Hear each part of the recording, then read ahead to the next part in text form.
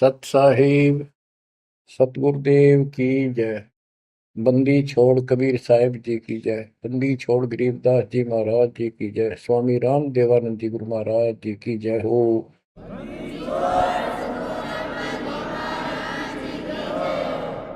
सर्व संतों की जय, सर्व भक्तों की जय, धर्मी पुरुषों की जय। श्री काशी धाम की जय, श्री सुब्राणी धाम की जय, श्री क्रोथा धाम की जय, श्री बरवाड़ा धाम की जय। सत साहिब परम पिता परमात्मा कबीर जी की असीम मृदा से बच्चों, आज आपको अपने घर का पता चला। ये अरहट वाले कुएं में, ये अरहट का कुआ लोई या गलबंदा है सब कोई, कीड़ी कुंज पर अवतारा, हर हट डोरी बंधे कई बारा। इस हर हट जैसे कुएं में बहुत बार चक्कर काट चुके हो। अब इस झंझट से छूटने का समय आ गया। आप किसी से पूछ लो, कोई भी मरना नहीं चाहता, पर सबको पता यहां रह भी कोई नहीं गा। यह समस्या क्यों है? ये इसलिए है कि अब मृत्यु अच्छी चीज नहीं, सबसे घटिया ये है। फिर उम्र दोस्त था, जब तक जवान रहता है रोजी रोटी के चक्कर में उलझा रहा है, बस की बात नहीं। यहाँ की व्यवस्था ऐसी है, छोटे छोटे बच्चे होंगे, उनके पालने के लिए मर मिटता इंसान, और करना पड़े, देखे जहां भूखे बैठे। तो ये मजबूरी है अपनी। और फिर सारा जीवन बच्चों को पाल पोस कर पढ़ा कर शादी कर दी, उनके बच्चे हो गए। बच्चों, अपना कर्म के साथ जीव आप बैठे, बच्चे कितने अच्छे हों, कितनी अच्छी बहू आ जा पुत्रवधु, लेकिन कर्म में दुख है तो कोई न कोई इसी आंट चला देगा काल। वो चाह कभी आप उसकी मदद नहीं कर पाओगे, उसके कर्म ना करने दे। जैसे आपको बताया, या फिर कोई ऐसी बीमारी हो जाएगी, बच्चे भी, बेटा भी, पुत्र वधु भी दोनों बैठ कर रोने जाएंगे और वो चिल्लाए जा। सास या ससुर कोई भी है, वो कर्महीन इंसान दुख पावेंगे। वो दवाई भी जो आ सके हैं अच्छे हॉस्पिटल में ले जाएंगे, लेकिन उस दुख उस दर्द 2900 न कौन मिटा होगा। बच्चों, बहुत बार समझा लिया आपको, कभी आंख नहीं खुलने देता यो काल। केवल सतगुरु शरण में आने से इस काल का प्रभाव हट जाता है कुछ समय के लिए। और तब ये बातें अच्छी लगती हैं, ना कोई गाना, ना कोई बेंजू बजे, ना कोई अच्छा सुर निकाल ले जाते, केवल ये परमात्मा की अमर कथा सुनाई जाती है, उस दाता की बोली, उस कबीर परमात्मा की महिमा सुनाई जाती है। और धीरे धीरे जब पाप कम होते चले जाते हैं, यह इतनी अच्छी लगती है, बस गाने सुना करते बकवादी एक अन्य के लिए लगते हैं इनके सामने। तो पाप कर्म जितने कटते चले जाएंगे, इतने ही ये आत्मा का आहार इसे अच्छा लगने लग जाएगा। ये बहुत सी घटनाएं सारे घट रही हैं, पर एक आधा सुनाने से सभी समझ में आ जाती है। एक व्यक्ति को अधर्म मार गया, पैरालिसिस होगा, और उसके 4 एकड़ जमीन थी, उन्हें 16 एकड़ बढ़ा दी। सारी जिंदगी मेहनत करी खूब, कंजूसी के साथ। भगवान को जाने कौन था, कोई सुनता ही नहीं भगवान के बारे में। तो उसको 4 लड़के हो गए, चारों की शादी कर दी, चारों अलग अलग हो गए, उसको पैरालिसिस हो गया। अब उसको कोई नहीं उठा उन चारों में था, और बच्चे उसके पास से निकल जा। गांव के व्यक्तियों को पता चला, वो आए, उन बच्चों को समझाया, भाई बाप है, इसने कितना कुछ किया तुम्हारे लिए, कुछ तो शर्म करो। तो एक ने शर्म के मारे कुछ 10-5 दिन करी सेवा, फिर छोड़ दी। फिर उनके रिश्तेदार बुलाए, पंचायत हुई, रिश्तेदारों ने ये कर दिया भाई, इसके 16 किले ने 5 हिस्सा में बांट दो, तो 3 एकड़ जमीन तो इसका आवा है, इसको दो। 3 किले इसके छोड़ दो, और जो इसकी सेवा करेगा वो लो। तो छोटे वाले की पत्नी बोली जी हम ले लेंगे, हम संभालेंगे। वो लालच में वो बला ले ली। बला हो जाती है ये कर्महीन इंसान। और 1 महीने बाद से फिर छोड़ दी। फिर गांव के व्यक्ति आए, मेरा भाई क्यों नहीं संभालते तुम? वह बोलिए किले भी ले लो, मारो बस का कोई सबके बीच में। तो गांव के लोगों ने एक नौकर किया। 3 एकड़ जमीन में से उसका जो खर्चा वर्ता उसको ध्यान लगे। तो जब वो पंचायत हो रही थी, बताओ था एक आदमी, और हमने देखा कई जगह ऐसी घटना घटी। तो जब वो पंचायत में आ रहे थे, रिश्तेदार आ रहे थे, वो खाट में पड़ा पड़ा नाड़ नाड़ हल्ला है, और पोता आ गया उसका। उस पोते ने इतनी दूर खड़ा था वो, 5-7 फुट। नो करा नाड़ का नहीं, अकबर आजा, आजा लाट कर भाई नो। नाड़ नाड़ लर्ज की नो दिखा कर मैं इस पे प्यार करना चाहता हूँ, और वो दूर बात। तो वहां बैठे उपस्थित व्यक्ति बोले, इन बेटा ने तय कर दी इतनी छोटी मालस, इन पोते ही कसर रह रही है, ये करेंगे। तो यहाँ अध्यात्म ज्ञान आता है। जो काम करण का था कर्महीन ने वो तो करया कोई नहीं। जिसका दुख भी टला हो, बेटा बेटी पुत्र वो दूर सब न अच्छा लगा हो। तो बच्चों यू काम करण का है, यह सबके साथ बढ़ जाएगी जाए भगवान की शरण में नहीं रहता। 3 बातों को देखकर दास को और अधिक दृढ़ता लगी और भगवान के प्रति तड़पने लग गया। ये सचमुच तो पहले देखा है सब पता, और भी सामान्य बातें देखी ना, बीमार हो तो भी माता पिता बैठे बैठे देखे जा, और वस्तु के लिए पुकारे जा, कोई सुनने तैयार नहीं था। कबीर साहब कहते बूढ़ा होकर पड़े खाट में, सुने बचन खारे, कड़वी बात सुना करेगा। और कुत्ते ताउन का भी सुख को नहीं, ये छाती फूकड़ आ रही। पुत्र वधु कह के गई बूढ़ा बुढ़िया ने के ध्यान रखियो को कुत्ता बिल्ली ना बढ़ जाए अंदर। अब वो ध्यान रखे, तुम्हें दिखे कुछ ना दिखे। और दोस्त आंख लागी, कुत्ता बढ़कर उसकी लस्सी दूसी गिरा गया। वह पानी लेकर आई, तो उन्होंने कहा तेरा इतना भी सुख कौन, तो कुत्ते ने रोक दो, छाती फूक दी तुमने मेरी। तो परमात्मा कहे जे फिर ये एक वचन सुनोगे तुम, ये कथा सुनने को मिलेगी अमर कथा तुम्हारे को। जो काम करने का वो कर लो, भक्ति करो, और फिर देख घर में भी सुख, शरीर में भी सुख, और सारे बच्चे भी भक्ति मार्ग पर लग जाएंगे। बच्चे सत्संग में जाएंगे, उनमें दया पैदा होगी, भगवान का डर होगा। उनको अपने कर्तव्य का ज्ञान होगा कि माता पिता की भी सेवा करनी चाहिए, इन्होंने में पाला पोसा है। दया बनती है अंदर इस ज्ञान से। तो बच्चों इस भक्ति, इस सत्संग के बिना इंसान ऐसे जड़े डोका मर जाता है। और जब तक ये ज्ञान नहीं होता, वो काम हमने सबसे उत्तम और बस इतना ही ठीक है, वो अच्छा लग रहा था। तो यहाँ कबीर साहब कहते सतगुरु के उपदेश का सुनिया एक विचार, जय सतगुरु मिलते नहीं फिर जाते यम द्वार। वो दुख और आगे देखो, मृत्यु के बाद यम के दूत घसीट के ले जाएंगे धर्मराय के उस न्यायाधीश के दरबार में। फिर उनका फैसला होगा, इसको नरक में डालो, इतने वर्ष, इतने दिन, इतनी घड़ी कैलकुलेटेड होते होंगे।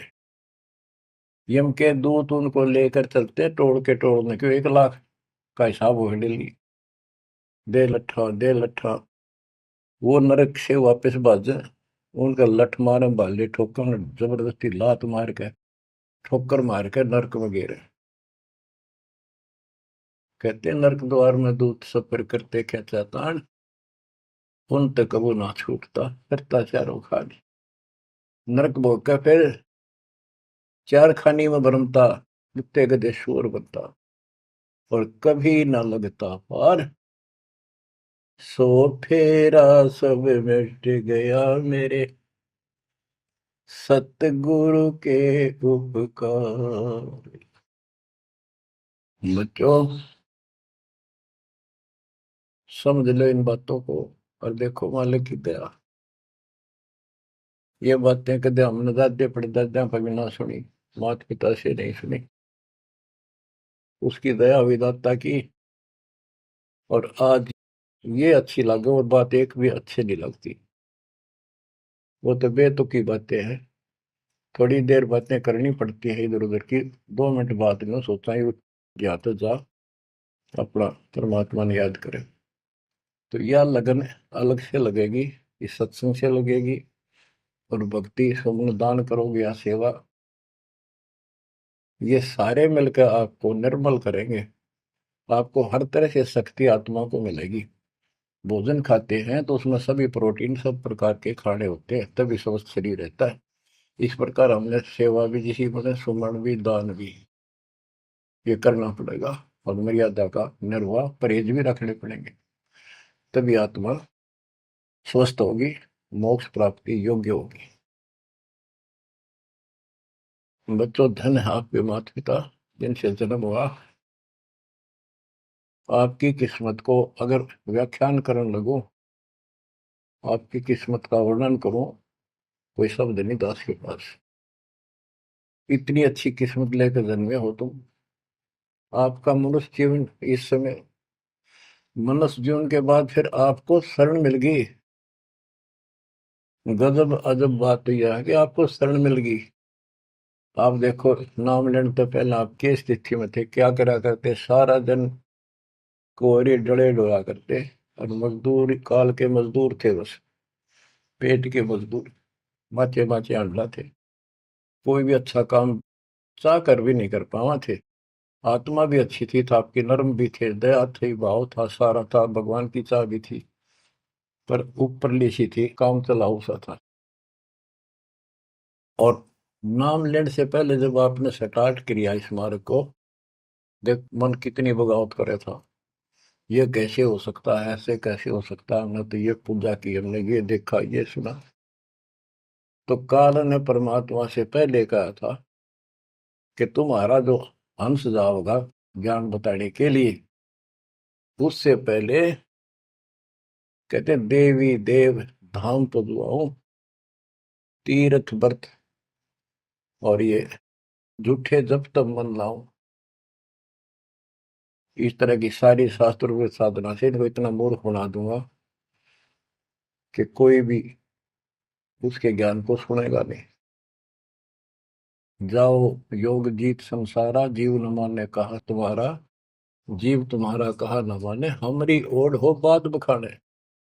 हमारी ओर होकर बात विवाद करेंगे तुम्हारे साथ। बच्चों, इन बातों को याद रखो। इस जीवन की सफलता है कि इसमें परमात्मा प्राप्ति हो। आप इसके निकट आ चुके हो। आपने जो भक्ति स्टार्ट करी, आपकी यही दशा थी। कति मन मान कर राजी नहीं था। और उस दाता देखो अपने बच्चों को कैसे कैसे कैसे कोई न कोई भेज के अपना बान भाई रह रह कर कथा सुनाई। कभी अच्छी लगी, कभी ना लगी, धीरे धीरे पाप कटते गए, सुनते चले गए। कहते सो सब सिदर मैं करूं अपने जन के काज, हरने से पूजो मार दो नरसिंह दर के साज। इब्राहिम सुल्तान के साथ कितने खाड़े कर दिए, कितना पीछे पड़ गया जाता अपने बच्चे को नरक से निकालने के लिए। यही दशा अपनी थी। उस दाता ने कोई न कोई कारण बना के अपने को राह दिखाया है। हरी बच्चों, समझो इस मार्ग को। क्योंकि ये कथा जो सारी सुनाई जाती है, ये आत्मा को सहारा देती है। ये आत्मा बहुत सतर्क हो जाती है, इन पर सब पर विचार करती है, तब इस मन को साइड कर देती है कि बस बहुत हो लिया। आप देखो क्या हाल है, कल न पशु बन जाओगे, और पहले पेरानी कितनी बार बन लिए। तो परमात्मा आपको बहुत लंबे समय से तैयार करते करते करते करते आ रहे और आप भी लगे रहे। जैसे भी जितना दाव लगा जिस जन्म में आप करके, फिर काल का प्रभाव ज्यादा था, नहीं पार बसाई छूट गया मार्ग। जो गुरुद्रोही हो जाते हैं ना, वो सदा के लिए खत्म हो जाते हैं। वो तो अरबों खरबों वर्षों तक धक्के खाओगे। आप विमुख होते रहे, जैसे राबिया विमुख हुई। स्टार्ट वहां से नहीं था उसका, बहुत पीछे से था, लेकिन भक्ति की चाह बनी रही बनी रही। दाता फिर मिलते रहे। परमात्मा कबीर साहब कहते हैं, मेल अठेला जाइयो, तीर्थ धाम पर भटकियो, मेले बड़ा मिलाप, पत्थर पानी पूजते कोई साधु संत मिल जाओ। जब तक भगवान नहीं मिला है, तब तक ये आस्था भी बनी रहनी चाहिए। इसलिए परमात्मा कुछ लोगों को जो संस्कार तो निकाह होता है, कोई मत्था टेक के किधर जाके, और कुदरती वो संस्कार आ जाता, उसकी आस्था बनी रहती है वहां पर, तो भगवान में चाह बनी रही। कई नरसिंह बन के इसने आना पड़ा। निकाल ने तो मस्टरवा दिया था, प्रहलाद भगत की आस्था खत्म हो जाती, दाता रक्षा नहीं करते, सारे समाज में आस्था खत्म हो जाती मनुष्य जीवन में, कि भगवान है ही नहीं करे। अरीसा दिखा दिया भगवान, आज तक याद है भगवान है। इसलिए हमारी चाह बनी रही परमात्मा के प्रति। तो बच्चों, परमात्मा की असीम रजा आपके ऊपर। परमात्मा 600 साल पहले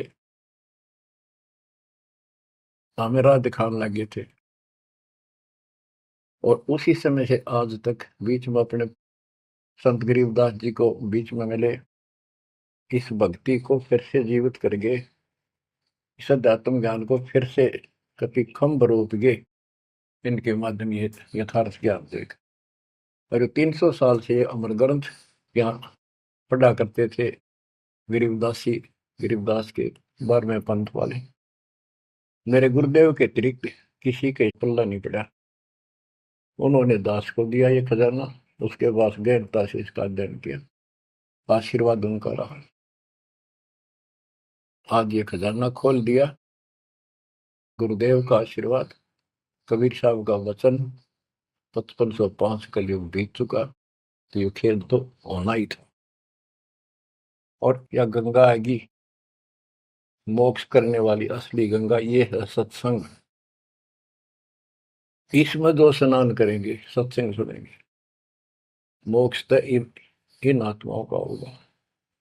अब्राहिम सुल्तान को कैसे निकाला, उसके कोरडे तक खाए मालिक ने अपने बच्चे के, बता के लागत था, क्या नाता था उससे।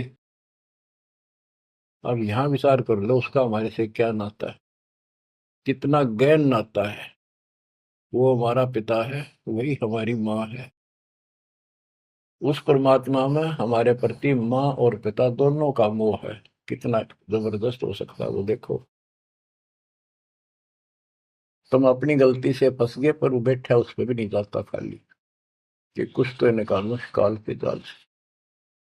आप आंख खोलो, इस मार्ग को दृढ़ता से ग्रहण करो, बच्चों वाली बातें छोड़ दोगे, सारा संसार एक तरफ हो जाए, आपने एक तरफ होना पड़ेगा।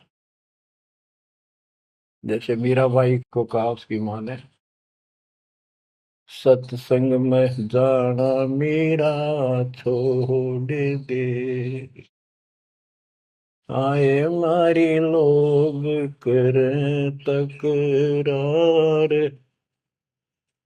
सत्संग में जाना मीरा छोड़ दे, सत्संग में जाना मेरा ना छूटे री, सत्संग में जाना मेरा ना छूटे री, तारी चाहे जड़ कमरो संसार, सत्संग में जाना मेरा ना छूटे। इस दशा में, इस स्थिति में आपको आना पड़ेगा।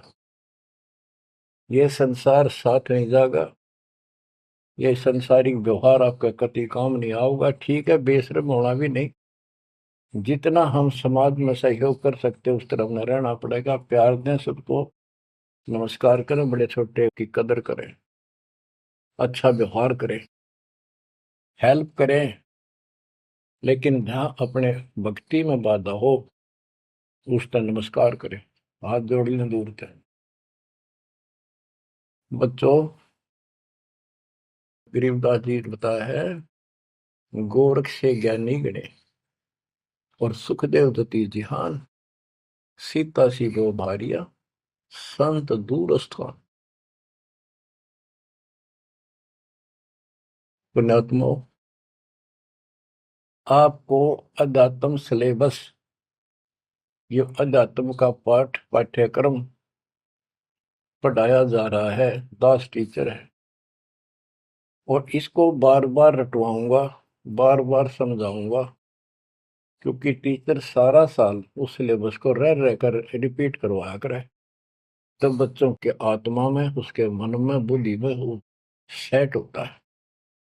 तो बच्चों, आपको ये सिलेबस दास बार बार रिपीट कराएगा, और ध्यान से उत्सुकता से सुनते रहना।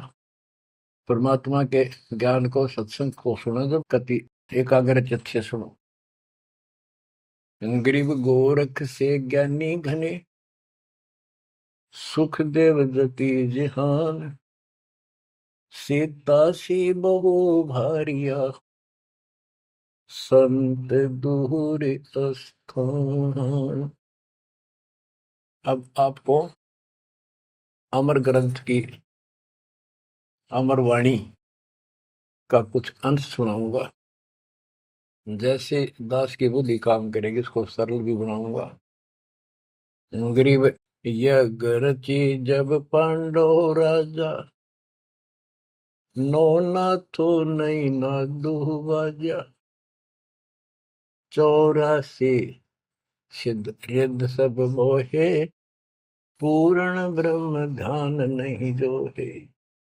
अब क्या बताना चाहते हैं संत गरीबदास जी, कि जब पांडवों ने अश्वमेध यज्ञ रची, तो उसमें 33 करोड़ देवता, 88,000 ऋषि, ब्रह्मा विष्णु महेश तक उपस्थित थे, 12 करोड़ ब्राह्मण, और ये गिरिपुरी, इनका गिनती नहीं, 56 करोड़ जहां थे या दो, शंख पचायन नहीं बाजा ना दो।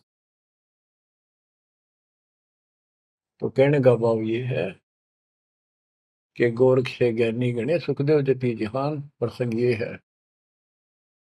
और सीता सी बहु बारिया संत दूर स्थान।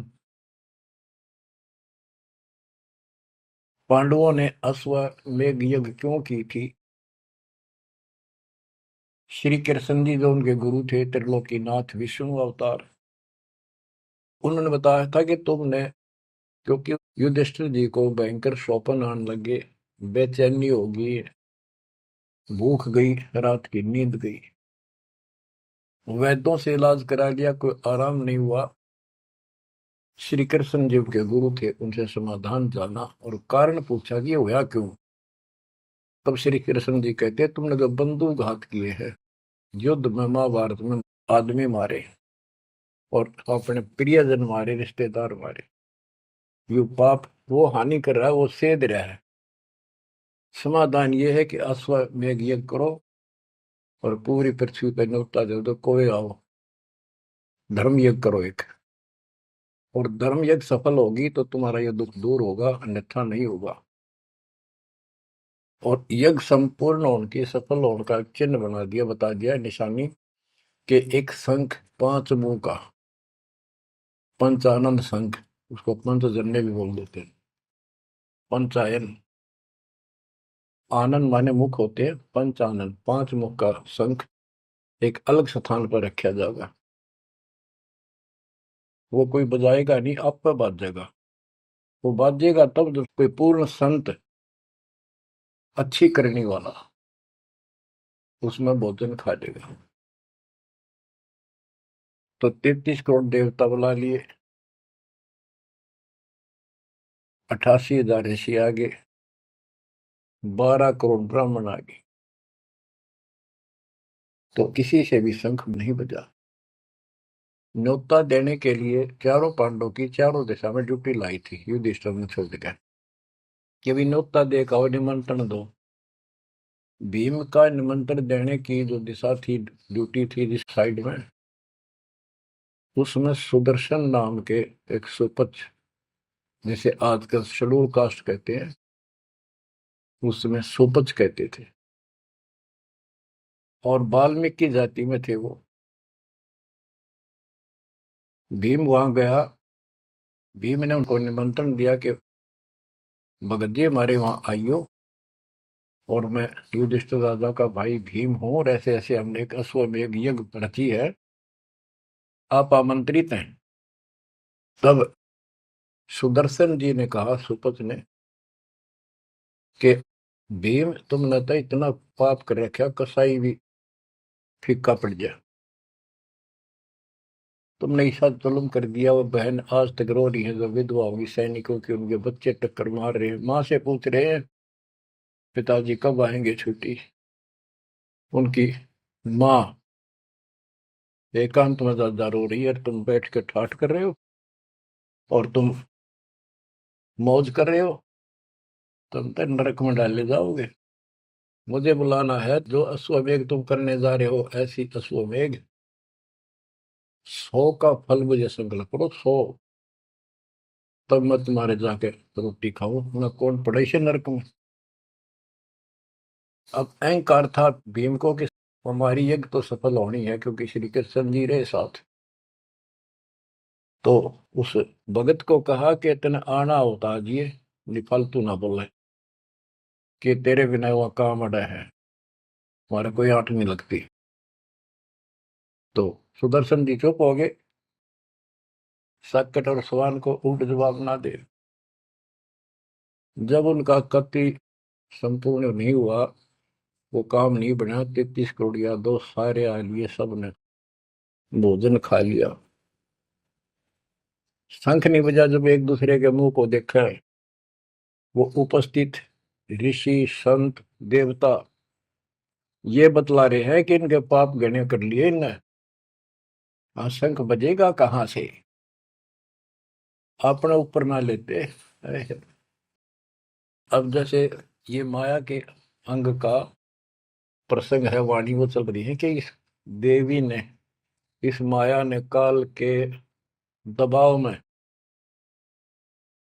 यहाँ सबको भ्रमित कर रखा है, सत साधना करने नहीं देती, शास्त्र साधना में डरे डुबावे। कर तो काल रहा है, लेकिन यह उसके दबाव में आ गई, या क्या करे, फंस गई, इसके साथ आकर निकम्मे गए। तो बच्चों, तब युधिष्ठिर बोला, महाराज हमारे पाप गिने हैं भगवान, ये तो कभी नहीं बच जाए। तो मन पता है क्या हाल हो रहा है, वो मेरे स्वप्न में भी दिखाई देते, वो बच्चे रोते हुए, उनकी विधवा रोती हुई टक्कर मार रही है। कृष्ण जी बोला, भाई इस शंख न बजाने वाला आया को नहीं। भीम को बुलाया कि बताओ इस साइड में किसकी ड्यूटी थी निमंत्रण देने की, कि भीम की थी। भीम से पूछा कि तुम ऐसे ऐसे एक सुदर्शन नाम का संत है, उसको न्योता नहीं दिया। वो बोला, जी निमंत्रण दिया था, पर वो तो कुबोल आदमी है, ये बातें बोली है कि तुम पापी हो, अपराधी हो, वो तो गलत बोला। कृष्ण जी बोले, आपने क्या कहा। भीम बोला, मैंने कह दिया तो नाना होता जी, आपने ना तो मत आइए। श्री कृष्ण जी बोले, सारा काम खराब कर दिया, साधु संतों से ऐसे नहीं बोलना चाहिए, वो जो कहते हैं उसमें कोई दम होगा बात में। तुम तो सारा काम बिगाड़ दिया, अब बता क्या करेगा। इतना पैसा लग गया, बात वही की वही, थोड़े मुंह हो गया भीम का, कह तो माच रहा था, तक के दिफा था। श्री कृष्ण जी बोले, बैठ साले, रथ तैयार करो। उस दौरान जब यह घटना घटी, उसमें परमात्मा करुणा में नाम से प्रकट थे कबीर साहब, और सुदर्शन उस करुणा में परमात्मा के बच्चे थे, शिष्य थे। सुदर्शन जी ने अपने गुरुदेव को जाके बताया कि महाराज ऐसे ऐसे वो भीम आया था, और मैंने उसको बोल दिया, भाई ऐसे ऐसे कर। परमात्मा बोले, बा वो यज्ञ तो उनकी पूरी हो को ना, उन तो वो सारे माया के पुजारी बैठे हैं, वह फिर आओगे, तू खिसक जाए यहाँ पे। सुदर्शन जी तो निकाल दिए, परमात्मा सुदर्शन रूप बनाकर बैठ गए। पांचों पांडव छठे कृष्ण जी गए 1 योजन 12 किलोमीटर दूर, रथ से उतर लिए और पैदल चल पड़े। जाके श्री कृष्ण जी ने दंडवत प्रणाम किया तो पांडव तापा मरे पड़े थे, पांचवा ने उन्होंने किया। तब सुदर्शन जी बोले, एक सुदर्शन जी कहूंगा मैं, क्योंकि ये फिल्म है, फिल्म में जो रोल जो करता है वही बोला जाता है। सुदर्शन जी ने कहा, आओ त्रिलोकीनाथ, कैसे आना हो गया। श्री कृष्ण जी बोले, हे सृजनहार, हे सारी सृष्टि के रचनहार, आप जानी जान हो, ये पांडव हैं और ऐसे ऐसे ने अश्वमेध यज्ञ की है, वो आपके बिना संपूर्ण नहीं हो सकती। आप दया करो और भीम की गलती को माफ करो। सुदर्शन जी बोले, भाई मैंने जो शर्त रखी थी वह पूरी कर दो। भीम ने पूछ लो क्या शर्त थी मेरी, वो जी पता हमारे को। तो श्री कृष्ण जी ने कहा कि संत मरण को ऊंचा लियो, तज माया अभिमान, जो जो कदम आगे रखे, सो सो यज्ञ समान। ये देख लो, किसी में इतना भी अहंकार नहीं है। आज ये कति टूटे पड़े हैं, सारा खर्च हो लिया पैसा, बात वहीं खड़ी है। और वहां से लेकर यहाँ तक हम आए हैं, जितने हमारे कदम बढ़ते हैं वो सौ सौ यज्ञ समान, वो एक कदम एक यज्ञ के समान है। अपनी सौ रख लो, बाकी हमारी जोड़ी में डाल दो, हमारा भी कल्याण हो। यानी आदिन्य का भाव संत के सामने होना चाहिए। संत के साथ भगवान होता है, भगवान को अहंकार कति पसंद नहीं। तब साधु भूखा भाव का, धन का भूखा ना, ना किसी में माँ का भूखा। उससे पहले जब पहली बार यो भीम गया था तो निमंत्रण देने, एक तालाब में नहा का आया था और उसमें खूब गोते मर मर नहाया, पैर भी नहीं टिके थे। सुदर्शन जी बोले कि भीम, यह मेरी माला तार के दिए खुट्टी पर था। भीम चला, खुट्टी पर तो माला सुमरनी तारन लग गया। उस पर उतरी नहीं, टस से मस नहीं हुई, पसीने आ गए। जब सुदर्शन जी बोले, भीम उधर बड़ी डींग मारा था कि युद्ध न्यों नहीं जीता जाता, एक का मारू था 10 मरे थे। और ये माला ना उठी तेरे थे, छोड़ के आ गया, दूर खड़ा हो गया। उनको ये दिखाना भी जरूरी था कि कुछ है इसके पल्ले, ना तो उनके मन में फिर दूसरा देता। ऐसे हाथ किया परमात्मा ने, वाला अपने आप उठ के उनके हाथ में आ गई। धर्मदास या घना अंधेरा, बिन परचा जीव जम का चेहरा। अगर थोड़ा बहुत ना दिखाऊं अपनी शक्ति तो काल का बंधेरे मेरी तरफ आवे को नहीं। उस दिन तो बड़ी बात बोल रहा था भीम, और सुन ले, तेरे जैसे पहलवान बहुत होगा जाए लिए। जिसमें तू उस दिन स्नान करके आया था ना, वह खोपड़ी थी उस कुंभकर्ण की। खोपड़ी, ये सिर का ऊपर ऊपर का कटोरा,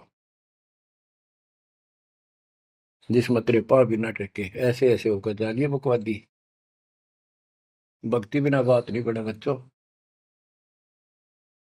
तो जब परमात्मा यानी सुदर्शन जी रथ में बैठकर उनके साथ वहां पहुंचे,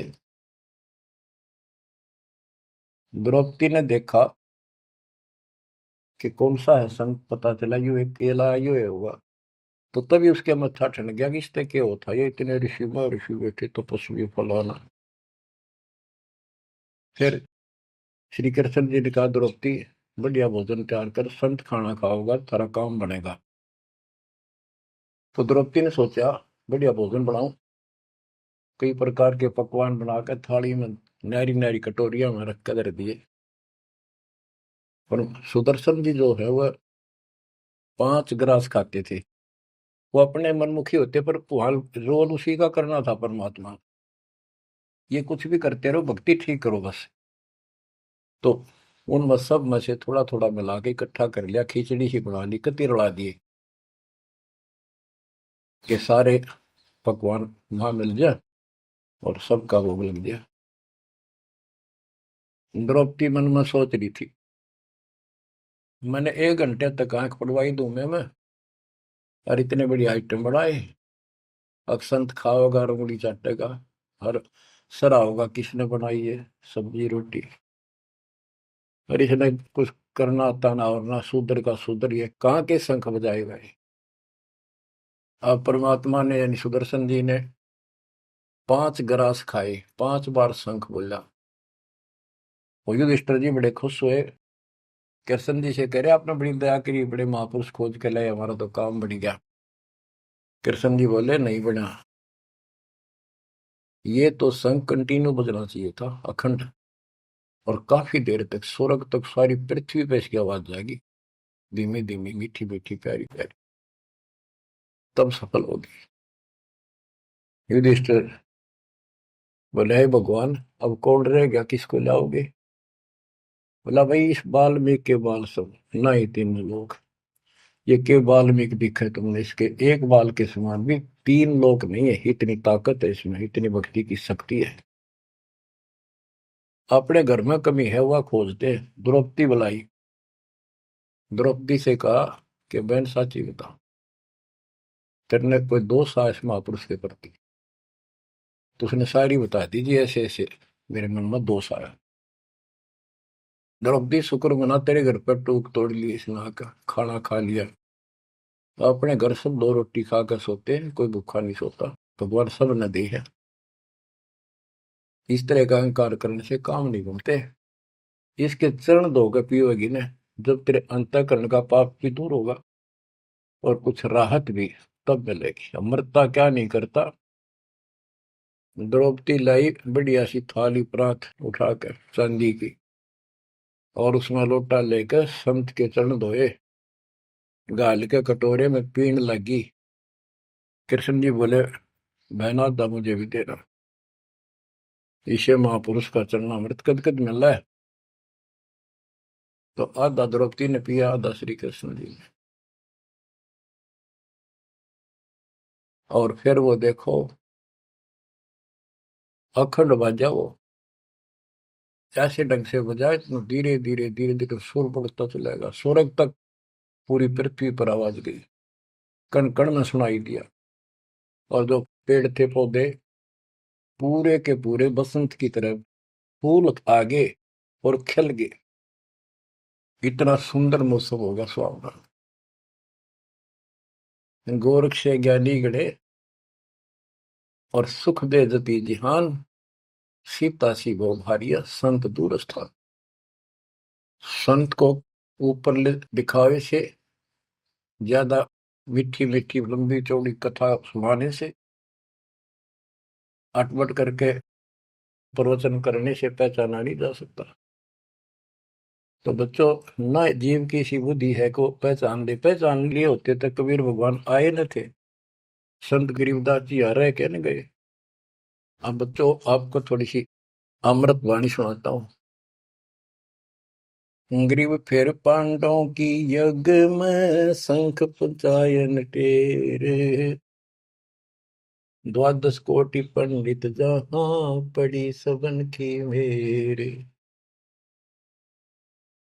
यज्ञ रची जब पांडव राजा, नौ नाथों ने नादू बाजा। उस यज्ञ में 9 नाथ, 84 सिद्ध, 33 करोड़ देवता, 88,000 ऋषि, 12 करोड़ ब्राह्मण और 56 करोड़ यादव जो श्री कृष्ण के वंशज थे, जो पांडवों के रिश्तेदार थे। क्योंकि श्री कृष्ण जी की बहन सुभद्रा अर्जुन के ब्याही थी। या क्या कहते हैं, यज्ञ रची जब पांडव राजा, नो नाथों ने नादू बाजा। 84 सिद्ध रिधि सब मोहे, पूर्ण ब्रह्म ध्यान नहीं जो है।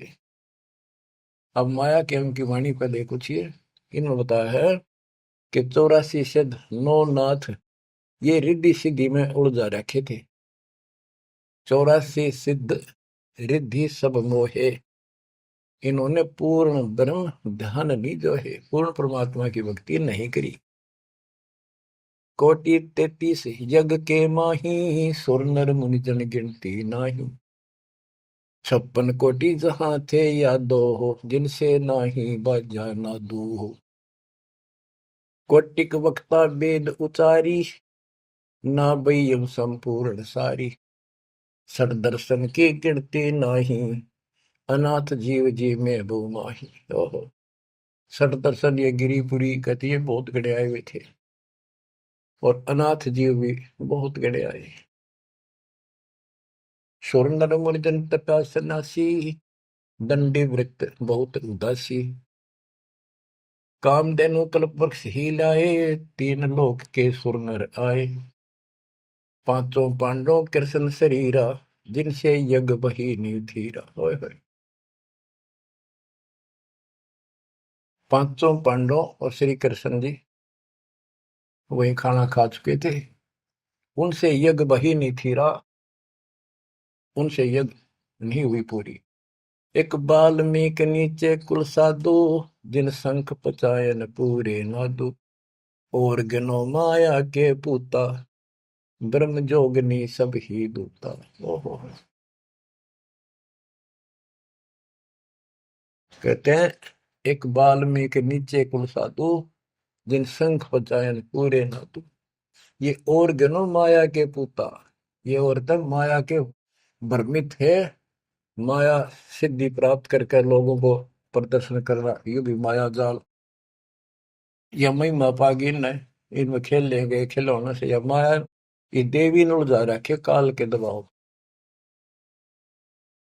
कहते हैं और गनो माया के पूता, ब्रह्म जोगिनी सब ही धूता। अब क्या बताते हैं, गिरि पांचों पांडव संग हैं, और छठे कृष्ण मुरार। चलिए हमारी यज्ञ में हे समर्थ सिरजनहार। अब श्री कृष्ण जी भी तो तीन लोक के मालिक हैं, पिछले संस्कारी हंस है। परमात्मा ने उनको सद्बुद्धि दी, उनकी दिव्य दृष्टि खोली कुछ समय के लिए, तो उनको भगवान दिखाई दे था। वो सुदर्शन उस दिन थे भी भगवान, पर उसको एहसास था, क्योंकि अध्यात्म मार्ग के अंदर अपने आप आत्मा अपने से शक्तिशाली के आगे नीचे हो जाती है, मुरझा जाती है। गिरि पांचों पांडव संग हैं, और छठे कृष्ण मुरारे। चलिए हमारी युग में समर्थ सृजनहार। गिरि पांडव यज्ञ अश्वमेघ में, सतगुरु किया पिया ने। पांचों पांडव संग चले, और छठा भगवान। गिरि पांडव यज्ञ अश्वमेध में, वाल्मीक की बे। शंख पचायन बजाइया, राख्या नहीं संदेह। गिरिव सुपच रूप धर आइया, सतगुरु पुरुष कबीर।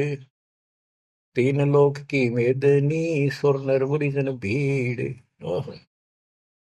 कहते हो सुपुच का रूप धरकर स्वयं सतगुरु परमेश्वर कबीर जी आए, जहां पर तीन लोक की सेना बैठी थी मेदनी, या दुनिया भरी पड़ी थी। 33 करोड़ देवता, 88,000 शेरियो, 56 करोड़ यादव। 33 कोटि यज्ञ में आए, 688 सारे। 12 कोटि वेद के वक्ता, सुपच का शंख बजा रे। के 33 करोड़ देवता, 88,000 ऋषि, 9 नाथ, 84 सिद्ध, 12 कोटि वेद के वक्ता ब्राह्मण, ये सारे वहां पर बैठे थे। उन तो ये छोटा सा काम नहीं हुआ, 3 ताप के अंतर्गत पांडव दुखी हो रहे थे। तुम कौन राम का जपते जापम, ताते कटे ना तीनों ताप। तो बच्चों, परमात्मा की आपके ऊपर असीम रजा है, आपको पूर्ण परमात्मा की भक्ति मिली, पूरा सतगुरु मिला, आपको मोक्ष दी दाता सच्चाई।